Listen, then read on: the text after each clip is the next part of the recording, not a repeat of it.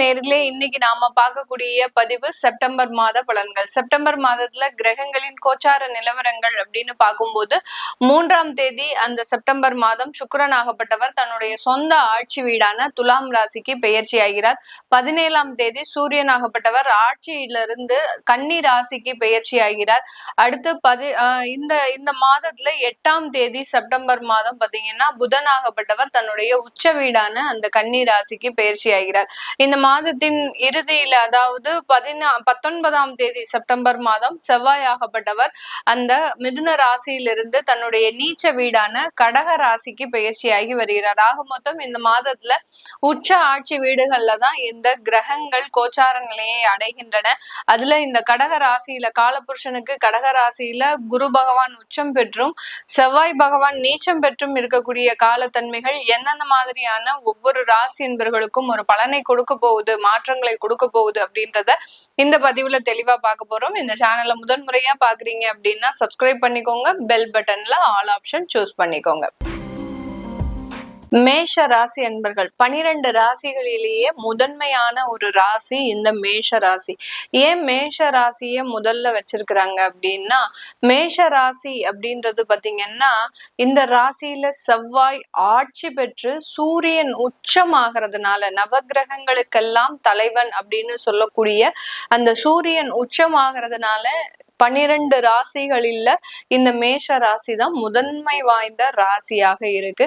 இந்த ராசி என்பர்கள் எப்போதுமே தலைமை பண்பு அப்படின்றது அதிகப்படியாக இருக்கும். ஒரு சாதிக்க பிறந்தவர்கள் அப்படின்னு சொன்னா இந்த மேஷ ராசியை சொல்லலாம். அதே மாதிரி ஒரு பாசம், நேசம் இதெல்லாம் பாத்தீங்கன்னா கண்மூடித்தனமான ஒரு பாசத்தை வைக்கக்கூடியவர்கள் நம்ம மேஷராசி என்பர்கள். அவங்களுக்கு பிடிச்சிருக்கணும், அதே சமயத்துல இவர்களுக்கு பிடிச்ச மாதிரி இருந்தாதான் அந்த கண்மூடித்தனமான ஒரு பாசம் அப்படின்றது இருக்கும்.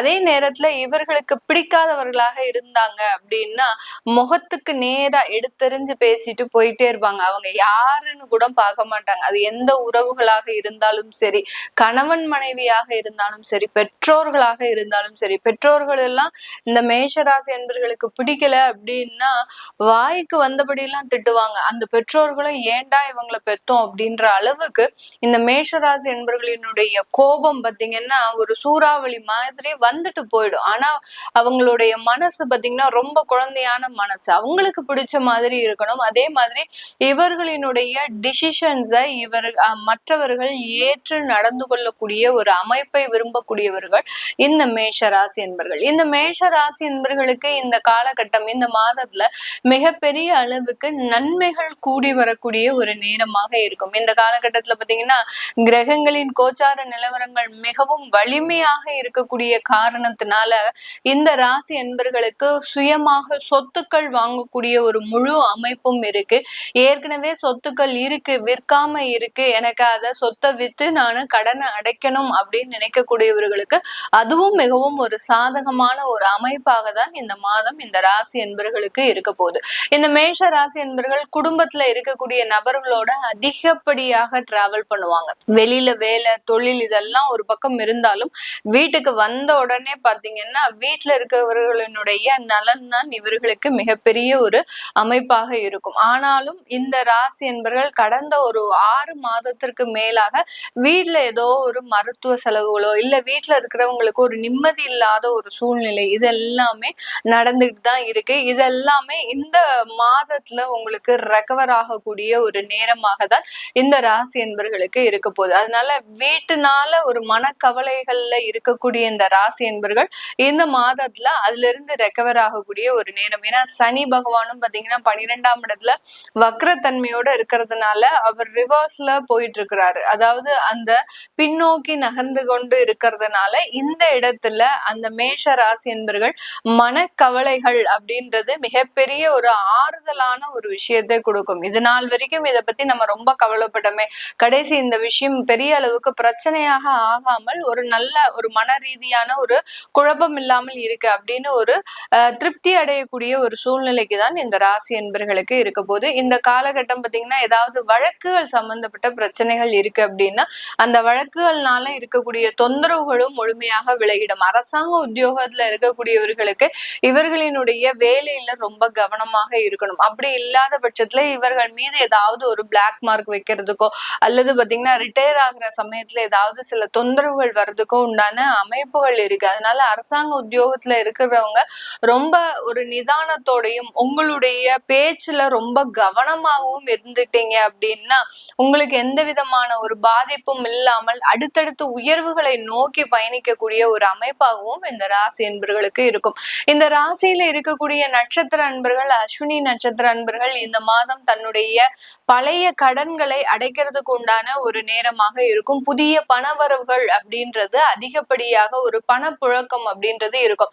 இது நாள் வரைக்கும் பர்சு பாத்தீங்கன்னா ரொம்ப ட்ரையாக தான் இருந்திருக்கும் இந்த அஸ்வினி நட்சத்திர அன்பர்களுக்கு. இனி வரக்கூடிய காலங்கள் இந்த மாதத்துல இருந்து அந்த மாதிரியான சில தொந்தரவுகள் இவர்களுக்கு இல்லாமல் இருக்கிறதுக்கு உண்டான ஒரு நேரமாக இருக்க போகுது. அடுத்து பாத்தீங்கன்னா பரணி நட்சத்திர அன்பர்கள். பரணி நட்சத்திர அன்பர்கள் கடந்த காலத்துல ஒரே அலைச்சல் மிகுந்த வேலையா இருந்திருக்கும். அது தொழிலாக இருந்தாலும் சரி, வேலை ரீதியாக சில விஷயங்களாக இருந்தாலும் சரி, ஒரு இடத்துல இருந்து ஓய்வெடுக்க முடியாமல் சில விஷயங்கள் அப்படின்றது இவர்களுக்கு நடந்திருக்கும்.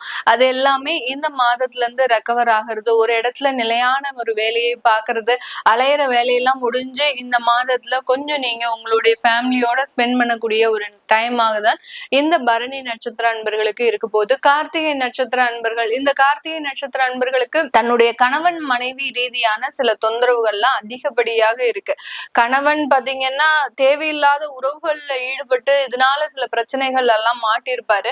அதே மாதிரி மனைவி ரீதியாக பார்க்கும்போது வேலைக்கு போயிட்டு இருக்கிறவங்க மனைவியாக இருக்கிறாங்க அப்படின்னா அவங்க மூலமாக சில தொந்தரவுகள்லாம் இவர்களினுடைய குடும்பத்துல இந்த கார்த்திகை நட்சத்திர அன்பர்களுக்கு இருந்திருக்கும். இந்த மாதிரியான அந்த கணவன் மனைவி ரீதியான அவர்களுக்குள்ளே ஒரு ஈகோ கிளாஷ், அதாவது வெளியில சொல்ல முடியாத சில பிரச்சனைகள், நேரடியா கணவன் கிட்டையும் கேட்க முடியாது, நேரடியாக மனைவி கிட்டையும் கேட்க முடியாத சில உள்ளுணர்வு போராட்டங்கள் எல்லாமே இந்த கார்த்திகை நட்சத்திர அன்பர்களுக்கு இந்த மாதத்துல இருந்து முழுமையாக ரெக்கவர் ஆகிறதுக்கு உண்டான ஒரு நேரமாக இருக்கும். இந்த மேஷ ராசி அன்பர்கள் வெளியூர் வெளிநாட்டுல இருக்கிறவங்களுக்கு அவர்களினுடைய வேலையில அதிகபட்சமான உயர்வுகள், ப்ரமோஷன்ஸ், அடுத்து பாத்தீங்கன்னா அங்க ஒரு ஸ்டூடெண்ட் விசால இருக்கிறீங்க, அங்க வேலை நிரந்தரமாக இல்லை அப்படின்றவங்களுக்கு இந்த மாதத்துல இருந்து அதற்குண்டான சாத்தியமான ஒரு அமைப்புகள் அப்படின்றது இருக்கு. இந்த மாதத்துல நிறைய கிரகங்களின் ஒரு உச்ச நீச்ச, அடுத்து பாத்தீங்கன்னா ஆட்சி கிரகங்களினுடைய தன்மைகள் இருக்கிறதுனால இந்த மாதிரியான சில போராட்டங்கள் முடிவுக்கு வருவதற்குண்டான ஒரு நேரமாக இருக்கும்.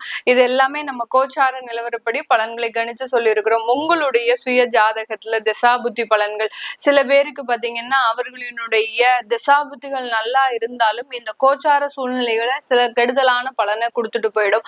அந்த மாதிரியாக இருக்கக்கூடிய இந்த நேரத்துல கோச்சார கிரகங்களும் உங்களுக்கு நல்லதாக இருக்கிறதுனால அது எந்த மாதிரியான ஒரு மாற்றத்தை கொடுக்க போகுது அப்படின்னு தெரிஞ்சுக்க விருப்பப்படுறவங்க கீழே இருக்கிற நம்பருக்கு வாட்ஸ்அப்ல அப்பாயின்மெண்ட் வாங்கிக்கிட்டு நீங்க கன்சல்ட் பண்ணிக்கலாம். உங்களிடமிருந்து விடைபெறுவது உங்கள் ஆஸ்ட்ரோ பூர்ணா. நன்றி, வணக்கம்.